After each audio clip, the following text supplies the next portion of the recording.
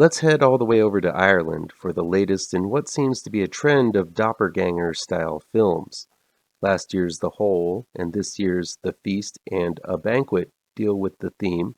I guess if looked at through a sociological lens, one might say this might reflect the change we all experienced going into the pandemic and then emerging different out the other side of it. But that might be the subject of a deeper video. This time we're looking at replacement mothers and Irish folklore in You Are Not My Mother.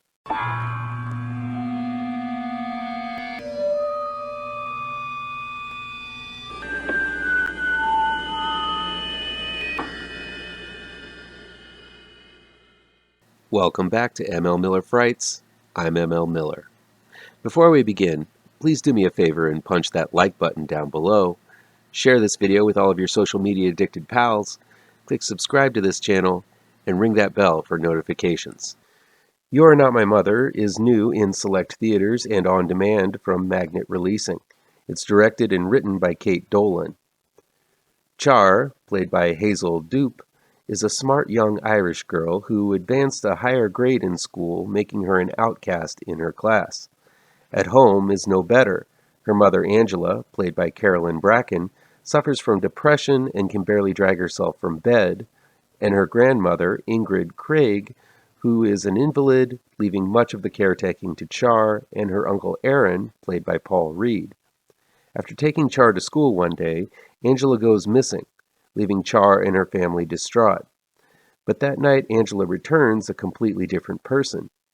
She at first seems to have conquered her depression, bringing joy to Char, who longs for some sense of normalcy in her life. But it's soon apparent that something is very wrong with Angela, and it has ties to her family's dark past. Aesthetically, You Are Not My Mother is a dank and dour film.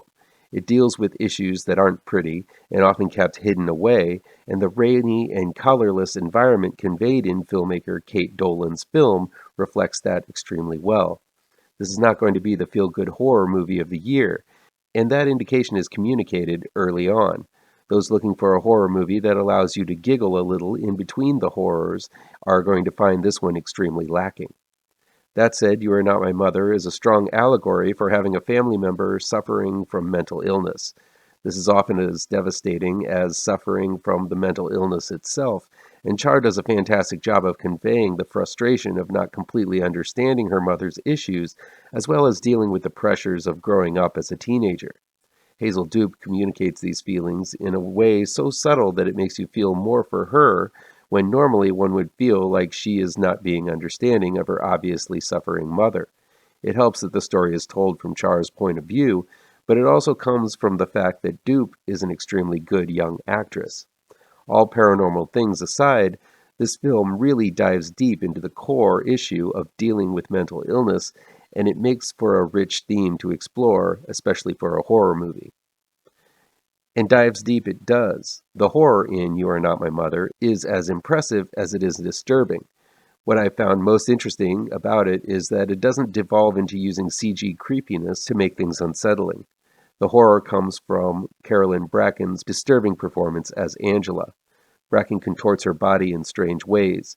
She does bizarre things. She twists her face and screams in an animalistic manner. I love it that this film didn't go the overused CGI route for its horrors. This is all Bracken, and I found it chilling to the bone. Bracken's physical performance is fearless. She isn't afraid to look ugly or unelegant. The guttural sounds and monstrous movements she does makes her a very memorable movie monster. Unfortunately, there are some bumps in the road, making You Are Not My Mother an imperfect nightmare. Because mental illness is such an elusive problem to tackle, coming to a conclusion is not an easy task. The resolution of the film is going to ring especially unsatisfying because a return to normalcy, which is often the goal of these horror films, means a return to a life dealing with depression. The disrupting factor is that Angela is no longer the depressed, bedridden person she was before the weird stuff started happening. When the monster is vanquished, as what happens in most horror movies, you're still sort of left with the problem you had in the first place. That left me feeling like the story was somewhat unnecessary, as nothing is really hinted at that things have changed other than a few nice words, which are often useless in this type of situation. On top of a dissatisfying ending, there's a huge leap in the story that appears to have been left out in the final cut. Midway through the film, Angela full-on attacks Char in the middle of the night, causing her to hole up in her room and save herself from her rampaging mother. The next day, when Char's grandmother appears to try to exorcise whatever evil happenings are going on, Char reacts defensively against her grandmother, even though she has witnessed that something monstrous is occurring with her mother, herself.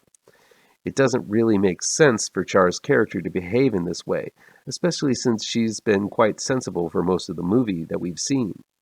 Either there's a large portion of the film cut out explaining why Char behaves in this way, or just an instance where, in order for the plot to move forward, Char's character is sacrificed. Either reason is a detriment to an otherwise good story. These issues aside, you should see You Are Not My Mother because of Bracken's bold performance as Angela. It's a movie that really drives home the nightmarish stuff despite its flaws. I know a lot of times when real-life issues are being handled in films, it's crucial to be respectful to the issue at hand. But more times than not, this respect causes the filmmaker to refuse to take a stance and sacrifices the need for a satisfying story. I think this is always a bad decision. You're telling a story. It doesn't have to be open-ended to respect the ongoing problem or suggest that there's an easy solution. But in a story, consideration should be given to the story itself, and when elements of the story are neglected, it is never a satisfying thing. Sadly, You're Not My Mother seems to fit into this category, which is a shame, since there are some potent horrors to be found in it.